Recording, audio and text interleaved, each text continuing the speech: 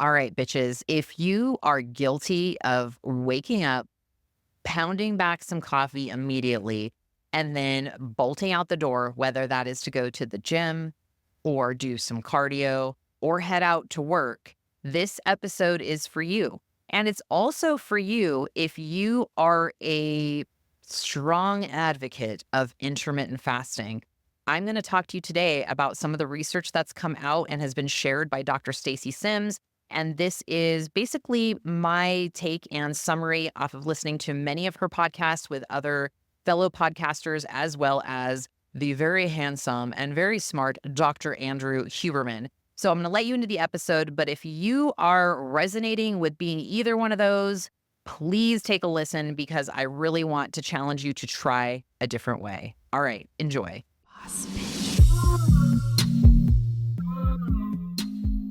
Today, I feel compelled to chat with you guys about intermittent fasting.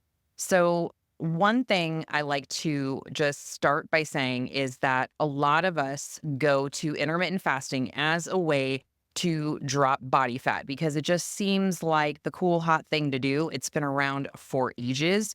But one thing I want to really drive home is that we as women, we are not just smaller men. And I think a lot of times that tends to be the knee jerk reaction that some of us go to when it is trying to try new things. And one of those things is intermittent fasting. Now, I personally have some experience with intermittent fasting. I did it for 4 years. I'm going to talk to you guys about that today in this podcast.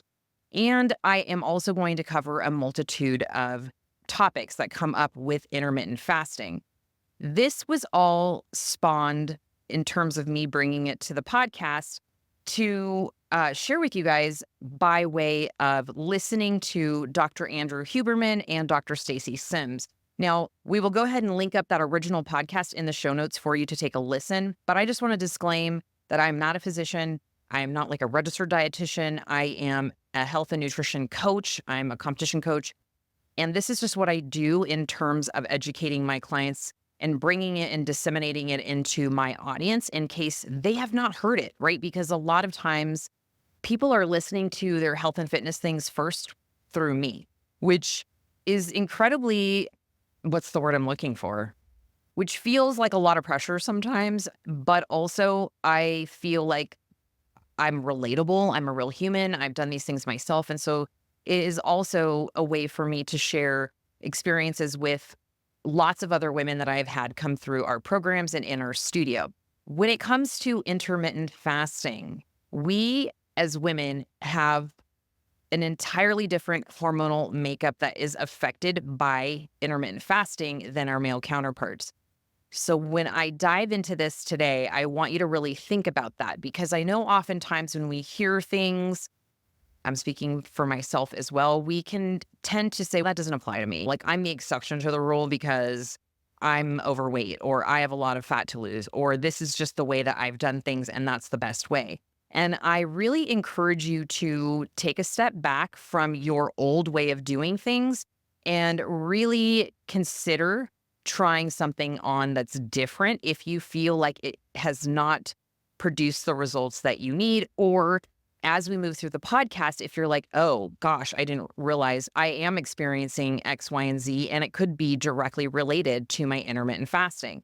Now, I did intermittent fasting as a way to control my appetite. For those of you that have been listening to Boss Bitch Radio for some time, you know that I have been in bodybuilding for many years, and 16 shows later, there has been a lot of food issues that have come along with that. And I used intermittent fasting as a way to control my appetite. Now, when you go through extreme periods of dieting, sometimes if you push it too far, which, hello, bodybuilding is an extreme sport, and I've definitely pushed it too far, you can cause some serious issues with your hormones. And I have definitely had my fair share of experience with this. And part of the issue that I was having in trying to control my appetite was that my hunger hormone, leptin, the one that controls your ability to really understand your body's fullness cues, my levels were tanked. And honestly, I just had labs done last month. They're still not in normal human range, normal people range. Okay. They're probably forever going to be impacted. So there is a piece of that was very overwhelming. And I felt like I was broken and I felt like I could eat and never be full. And one of the ways that I try to control that was through intermittent fasting. Now, if you find that's something you resonate with, you probably want to sit tight for the rest of this episode because there are going to be some things you want to know about. Okay. So, in today's episode, what I'm going to be sharing with you is I'm going to be talking about the impact that intermittent fasting has on women's hormones and a little bit of the science behind it. Because, like I said, this was a very well done podcast by Dr. Stacy Sims and Andrew Huberman. And I don't need to go into the deep dive of the science. I'm going to basically break it down for you in some simple terms. And I'm going to give you some practical takeaways as well. So I want you to know these are real world experiences from myself, some that are my clients, and it is not medical advice that I am here to give you today.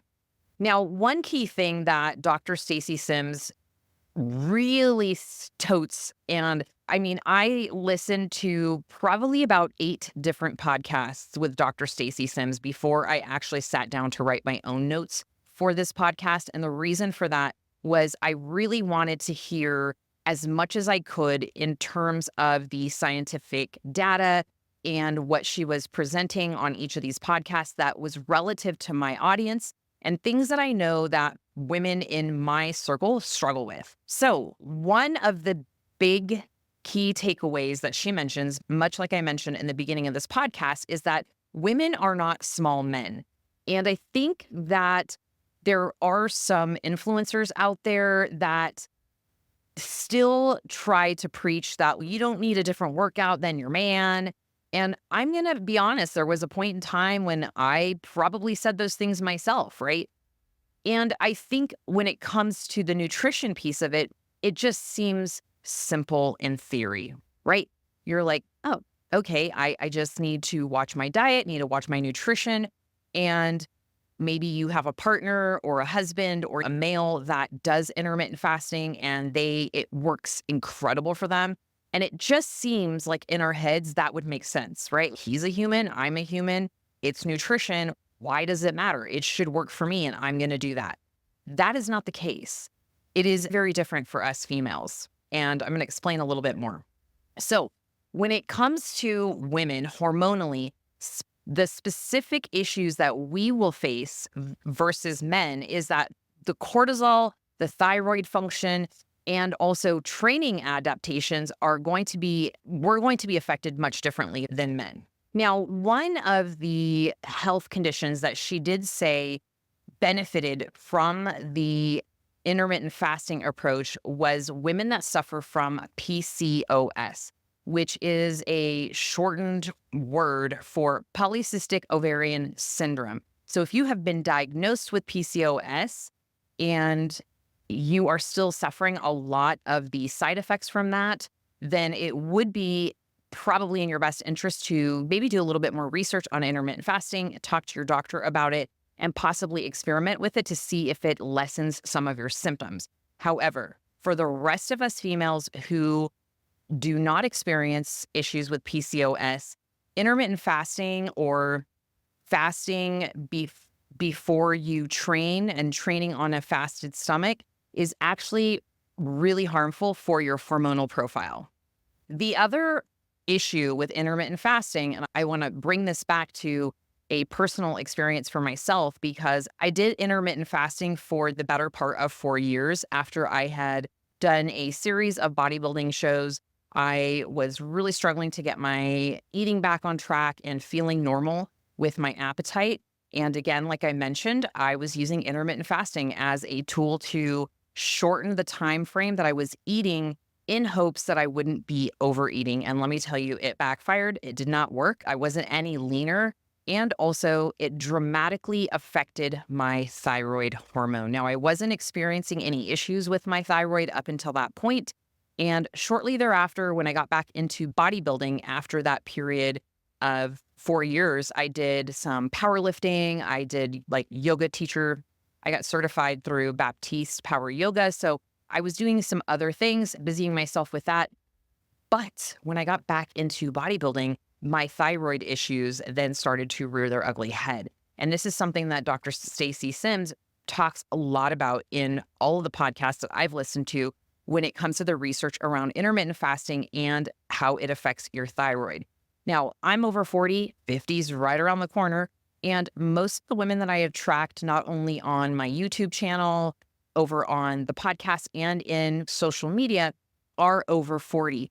And I see time and time again that women are training fasted. They are doing 20-hour fasts, 16-hour fasts, and they're really pushing it when it comes to the amount of time that they're not fueling their bodies. Now, some people think that this is great. I work out better when I'm fasted. I train better when I don't have food in my system. I'm more clear-headed when I wake up. And there's all these things that are attached to the way that they're doing things, right? There are all these assumptions that women have when it comes to how well they're doing on intermittent fasting. And I say assumptions because they really, a lot of times, haven't given themselves the proper amount of time to try something different. And we'll go into that a little bit later in the episode. But I really want to drive home how this affects women and how I really want you to consider that this is not how you should be working your nutrition for fat loss and trying to manage your weight. It's so hard when we are ingrained in our old patterns and habits to break that because there is a lot of fear. There's fear like, okay, I can't have carbs. I'm afraid that as soon as I start eating, I'm going to get fat or I'm going to gain a bunch of weight. And the reality of it is that if you do this in small baby steps and trust the process without being so overly reliant on the scale as the feedback that is actually producing your desire to want to change what you're doing, then it is much easier for you to just merge into a normal way of eating. Because intermittent fasting, it's not going to be benefiting us in the long run when it comes to our health and hotness goals. Just to come back to the point, it does increase the stress on your body. The way that I want you to think about this is when you go to sleep, let's say you go to bed at 10 p.m. and you wake up at 5 a.m., you go hit a workout before work and you don't start work until maybe 8 or 9 or something like that. You hit a workout at 5. You've been fasting since your last meal the night before. And let's just say that last meal was around 8 p.m. So you eat at 8 and you wake up at 5 and you've had nothing to eat, right? Your body is, during that time, it's recovering, it's repairing, it's doing all of its amazing functions while you're sleeping. You wake up, you slam back some coffee, maybe you make yourself a pre-workout, some BCAAs or some kind of pump product or something, and some coffee, and then you go hit a weight session, right? You are now increasing the stress on your body. And Stacy Sims also talks about the fact that when you wake up, your cortisol is at a spike, and you want to make sure that you eat something within 30 minutes of rising. And that is going to tell your body, okay, we're not fasting. And now we can essentially perform the normal functions. Our organs can operate on a normal path versus they are still going to be in this high cortisol phase, right? And then when you get into the gym and you're training fasted, this is now drilling your body down even more because you have to think about training and any stimulus that you are doing in the gym or cardio or whatever. This is a form of stress on your body. So not only have you been fasting and then you go right into a workout and you are fasting through a workout, you're just drilling down and potentially increasing that cortisol even further. Then you get home and for those of you that don't fast, maybe you're eating your first meal around like 7 in the morning, right? Or maybe it's something real brief or quick. The effects on your thyroid hormone are going to continue if you are not focusing on getting in that nutrition before you train. And I know a lot of you are going to want to fight me on this. Nope, I just work out on coffee. I can't have food in my stomach. And we're going to discuss some things that you can do that are not full meals when you go to the gym. We just need to break that fast, but it doesn't mean you need to get up at 4 and cook yourself this big, huge, elaborate breakfast. You just have to be smart about it. And I have some tips for you. And they're things that I've been doing. And I have been noticing a huge difference when it comes to my AM workouts. Now, before I move on to fasted training and performance, I also want to drive home something super important, which is this fasting sort of cycle that a lot of women get into. It is actually worse as you get older. So if you are over 40 and this is something that you live and die by is intermittent fasting or just delayed eating where you're waking up and you're not having, let's say you wake up at 5 a.m. and you're not having your first meal till 8, 9 a.m. This is also something that you want to think about. Okay. So this isn't just for intermittent fasting or those of you that are doing these big wild fasts. It is for those of us, and listen, guilty as charged. I was doing this for quite some time, that roll out of bed, get their coffee in, either work out or don't work out, or just don't eat until later in the morning. If you're over 40, we want to try to nip that because as we age, our hormones decline naturally.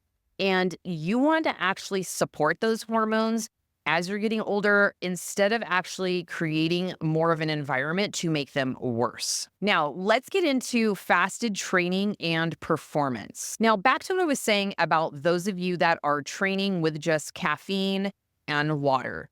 And maybe if you're a little more in the health and fitness realm, maybe you're doing some BCAAs or you're doing a pre-workout of some kind.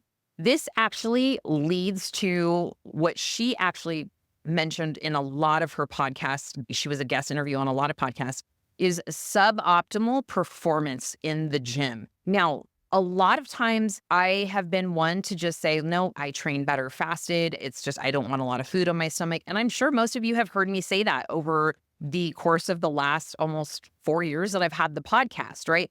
Is that I like to just, if I'm going to train, I don't like a lot of food in my stomach. And it's just, it distracts me from my training. Now, one thing she does mention often is, and I quote, you're not hitting the intensity needed to trigger the growth. I can't make words today.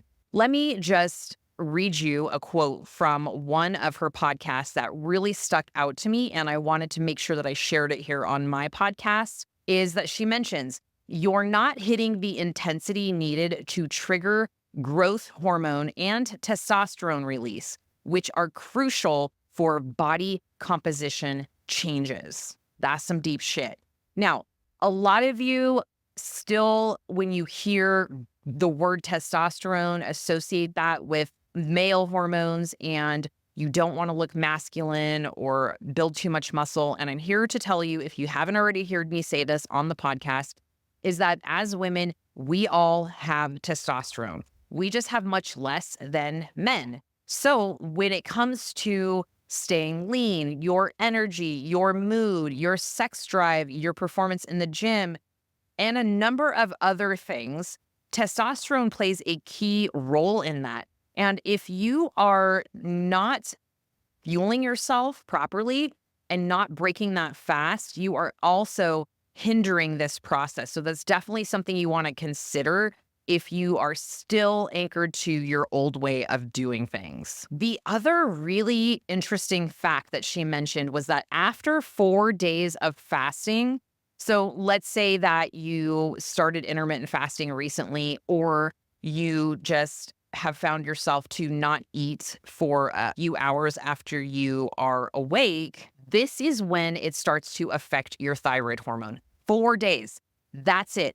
After 4 days of prolonging your fasting and not eating after you wake up, you're starting to affect that thyroid hormone. Now, common things that I hear from women when it comes to this topic, and you might say, yeah, that's me, is I've been training this way for years. This works for me. I don't want to change it. I have done it before fed and I don't like it. So, my question to you is how much better would you be if you actually fueled yourself according to your circadian rhythm? So, your sleeping and waking patterns, right? There's no one perfect solution for any given person. It really has to do with your waking and sleeping cycles. So, how much better would you be if you tried things a little bit differently and weren't so attached to your old way of doing things?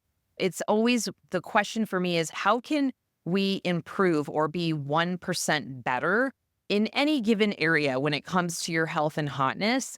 And if you have been doing the intermittent fasting or delayed eating for years, I want you to really think about giving this a try, giving it a try. And I'm going to talk to you about some practical things to do in terms of trying this out without it feeling very overwhelming or disruptive to your current schedule. It's very simple and it's exactly what I've been doing and it has been working fantastic.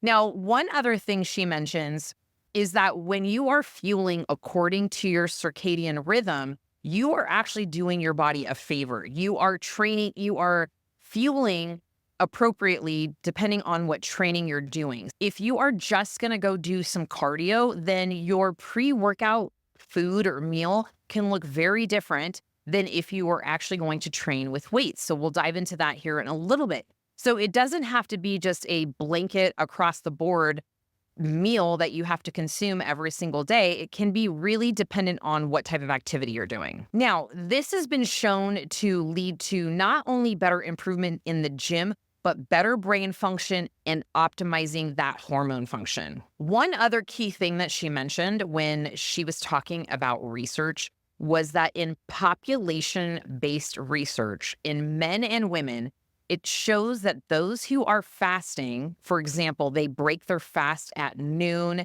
and maybe they eat from 12 to 6, they have a higher obese genetic outcome than those who break a fast at 8 a.m.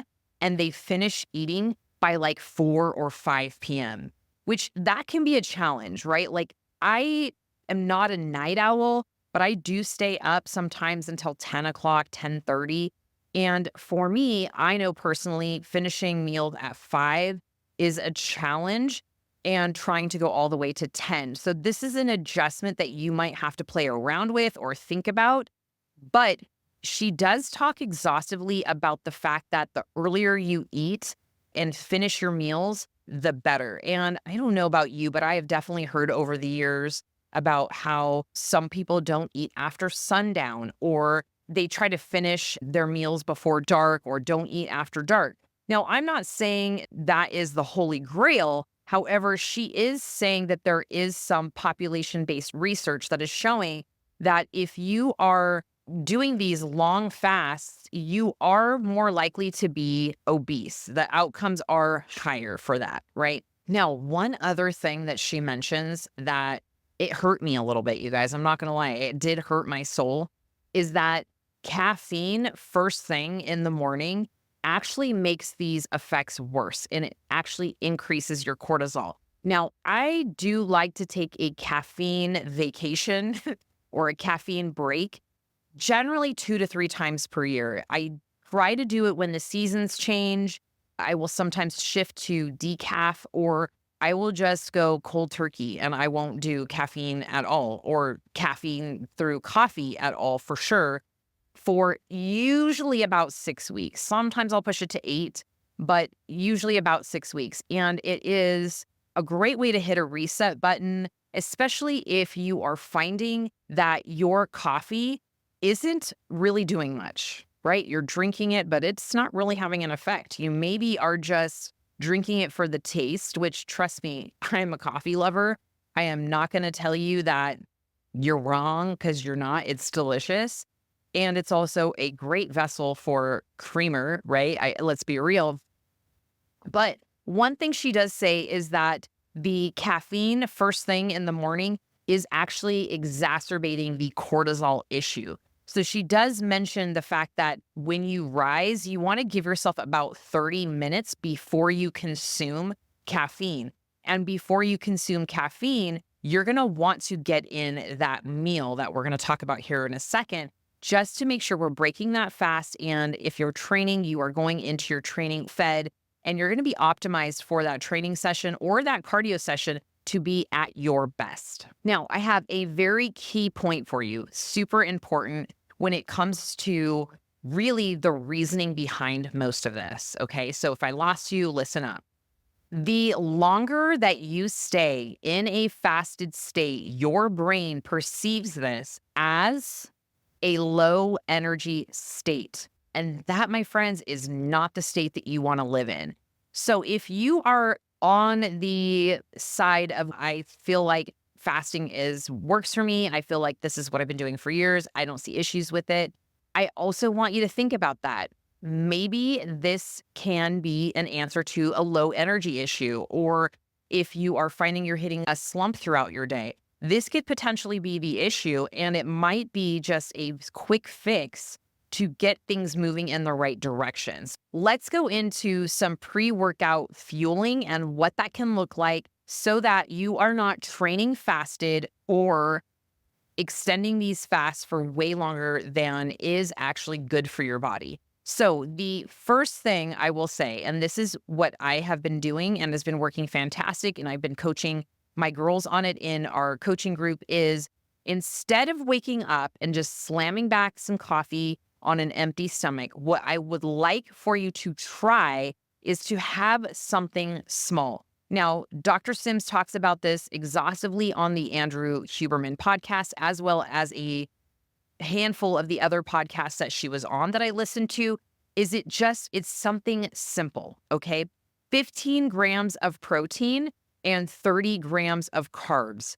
It is not some big, giant, elaborate breakfast where you have to make some eggs and some oatmeal and like you have to digest that before you train. It's not that difficult.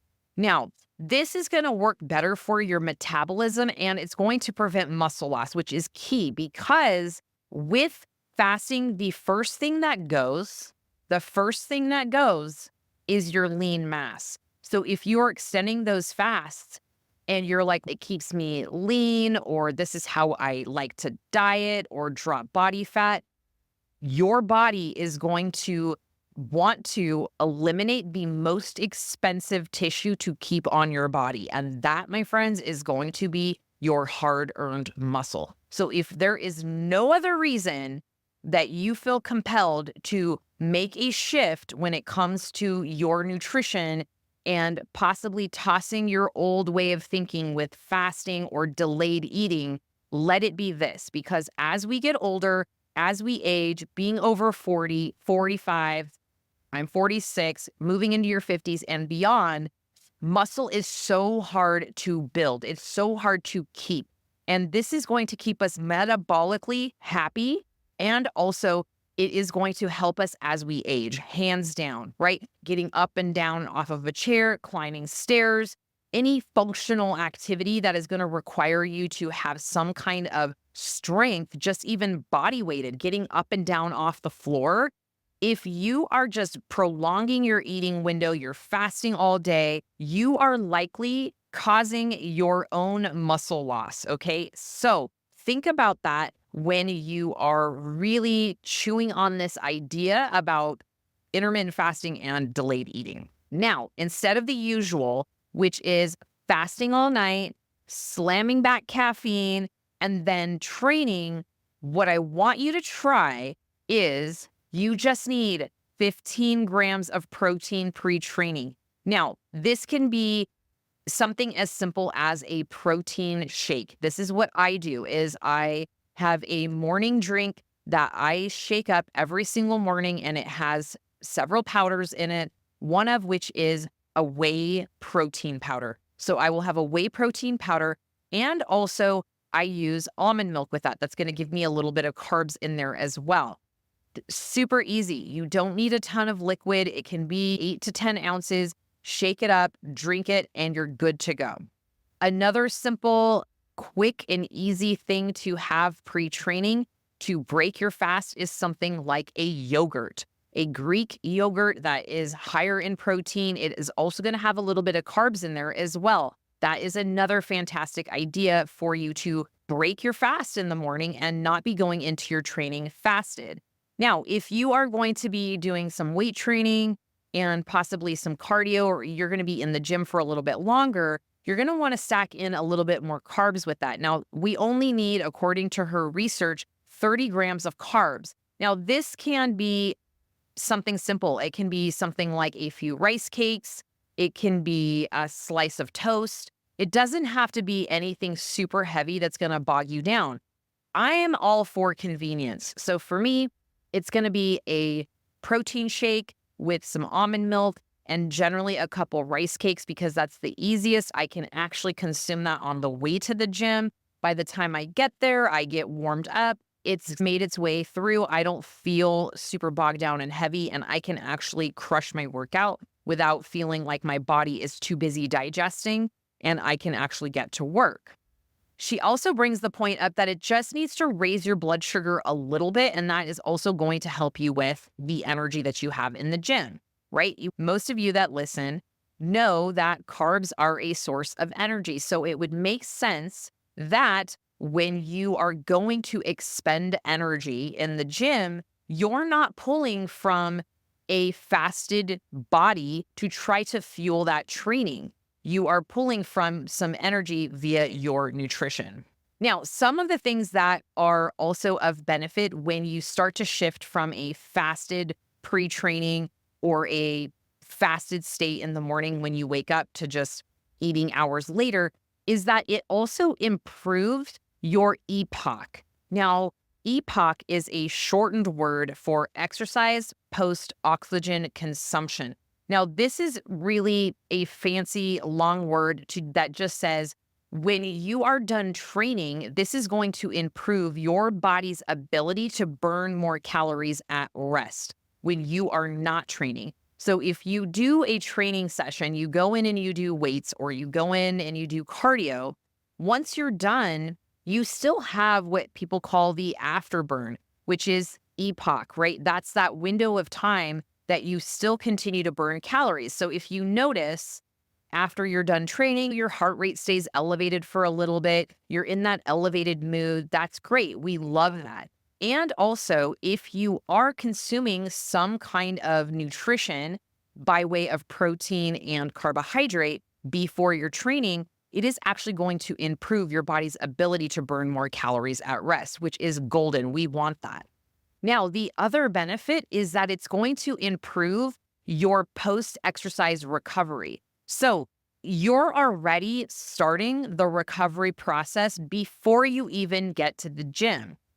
The way that you're doing that is you're consuming protein, you're consuming carbohydrates. Both of those together are what you are going to need to repair the damage that you're doing in the gym. So you're essentially getting a jump start on that by pre-fueling yourself before you get in to then start to break down your body. This is what's called preventing catabolism. So when you can go in to a training session, you've already had some pre-training nutrition with protein and carbs, you are stopping that potential for catabolism, which was what I talked about earlier, which is if you are sleeping and then you're pounding that caffeine and then you're either going to work and eating later or you're just training fasted, you are then signaling your body to pull from your muscle for fuel. And that, my friends, is catabolism. So this is going to prevent that by getting in that nutrition before you train, which is super important. The other thing that she does talk about is post-training is also very important, right? You just went through a process of breaking down your body, whether that's your muscles or cardio. And she does mention in almost every episode I listen to the importance of getting in some post-workout nutrition within 45 minutes of your training. This is going to start the recovery and repair process a lot faster.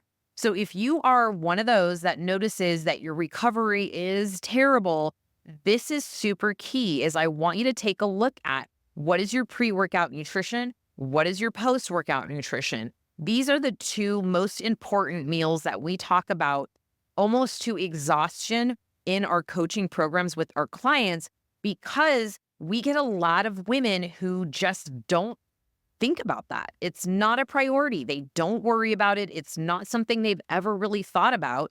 And we are really trying to drive home the importance of that. And let me tell you, they feel so much better, not only in their training, but also in their recovery. So there is something to be said about this. It is very important to make sure that after your training, you get some food in. Okay. She's saying here within about 45 minutes. Now, she does talk a lot about women over 40 and particularly how our bodies, when we're over 40, they need more recovery support. So we are going to need way more recovery support, way more hormonal operating in ways that are better for our hormonal outcomes as we age. And so what I challenge you to do is I really want you to experiment, okay? If this is something that you're like, okay, it makes sense, but I like my old way of doing things. What if you tried this for just 1 week? 1 week. That is literally a drop in the bucket of time for your training history to give yourself a little bit of data. So I want you to experiment with this and see how you feel after a week. All right. Some things that are going to be affected is your energy, your performance, and your mood. So those three things, your energy, your performance, and your mood. How are those doing after you make these small changes? And remember, it's nothing huge. It's not a big meal. It's really simple. Now, before we get into the wrap up, I just want to say that if you've been enjoying this episode, you feel like it's been helpful, you feel like you've gleaned some things or some aha moments today, it would really mean the world to me if you could just take a quick moment and leave a review. Listen, I know it's like annoying and you have to pause and go out of the app, and especially because a lot of you guys are listening on the go. But the way that this podcast grows and the way that I'm able to bring it to more people and do more episodes and really share all the things that I'm learning with you guys is by growing the podcast and sharing. So, and the way that they help, and sometimes people don't understand how the whole podcast thing works, is because when you review it, it's telling the algorithm gods that, oh, people like this podcast, and it helps other people discover it because then it becomes recommended to others. And then it allows me to have more of a ripple effect, right? Because I can only reach so many people. I can only do so much with my organic podcast here. But by the power of my boss bitches, you, yes, you, my lovely little boss bitch, listening to this podcast, the way that you help me share this with more people is by reviewing it and also sending it to a friend. You would not believe how many of my listeners, some of you here who have shared with your friends that have reached out to me, and it has been incredible. I have had women that, in fact, I can think of one right now, Lisa. She is doing incredible. If you could see these before and after pictures, I actually have the chills every time I bring her up because she started with us from a recommendation from her sister. Her sister sent her the podcast. And she was binging the content, which she'll probably listen to this one too, but she was binging the content and she was just blown away at how much that she learned just off of the podcast and started to make some changes.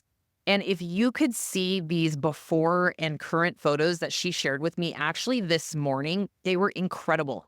Now, had her sister not shared that with her, she would not be experiencing some of the life-changing habits and life-changing sort of light bulbs that she's having go off right now. She is about almost 5 weeks into our Goddess Body Project program online.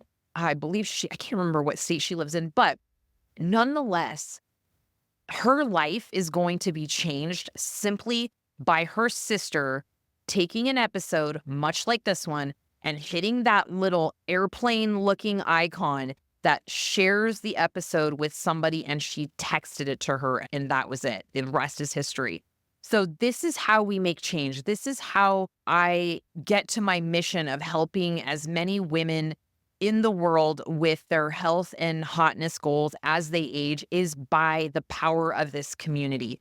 And also, the other thing is that it gives me feedback, right? It gives me feedback on what you're loving most so I can continue to bring you that valuable content. And of course, because this episode is on intermittent fasting, if you know a friend or a family member who is classical go to is intermittent fasting because that's their answer every time they want to lose weight, or you know somebody who just operates on coffee till 12 o'clock and they are trying to improve their health, send them this episode so I can talk some sense into them.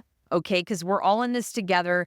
It's really about just all of us really sharing our knowledge and really creating a ripple effect in the world. And it would mean the world to me, and I would love that. All right. Intermittent fasting isn't always the best for women, okay? Especially if you're an active woman over 40, it's definitely going to work against you, like I mentioned earlier in the podcast. The other takeaway is that cortisol, stress, and thyroid issues are real concerns.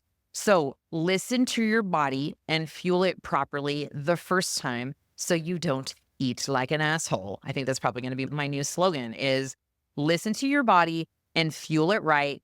Do it right the first time so you don't eat like an asshole.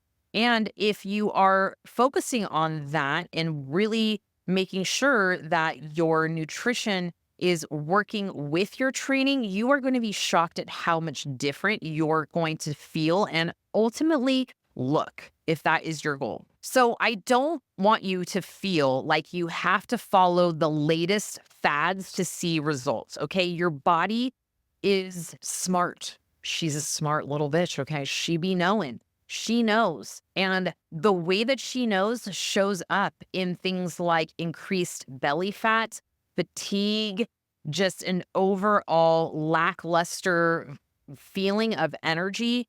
And those are check engine lights, okay? Your body deserves better than that. Your training deserves better than you going in fasted and, for lack of better words, half-assing it. Your body deserves for you to fuel it better and more properly so that way you are a more efficient, not only human in the gym, but also a human in real life, okay? So I am all about trying things, seeing if they work, and if they don't, new studies emerge, things are always coming out, then we just have to course correct and realize that it's not always the best for us and we have to change that. And I think intermittent fasting has been overly used in the diet world for a means of people to shift their nutrition so they can achieve their goals faster. But faster isn't always better, okay? A lot of times the fast route is actually worse.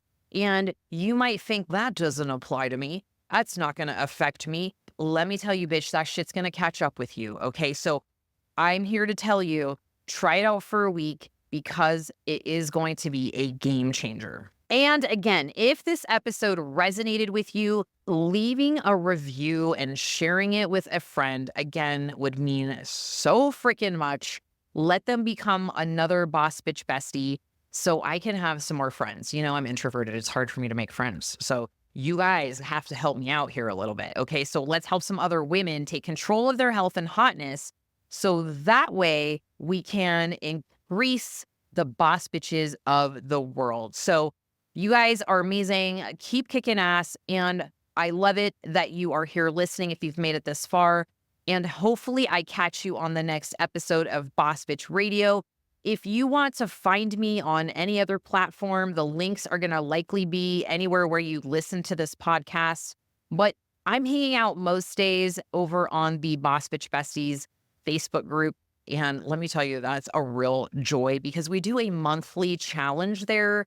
And this month is the October Hot Girl Sweat Challenge. And they're free challenges. It's a lot of fun. It actually is great because when you have something to follow, it's literally, I make these fun calendars every month that are like bingo boards and I give out prizes and all you got to do is just join the group. It's free and you post in the group as you do the activities in the challenge, which is fantastic. You post a photo, you post the hashtag, and at the end of the month, I collect all those and then we see who has the most and I give out the top 3 prizes. And we always have some fun things to give away, work with a lot of different companies that like to give me goodies. And it's a great way for you to get consistent with some habits that are super important for your health and hotness. And it's not just a fad.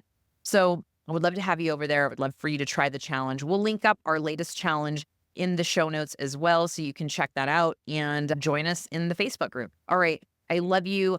Big, fat, juicy kiss to your forehead because I love you, bitch. You are my homie. And share this with your fellow bitches so we can all be healthy and hot together as we grow old. All right. I need a crew of hot, old Bettys that are going to be hot and old with me. And that's you, my friend. Okay. I'll see you on the next episode.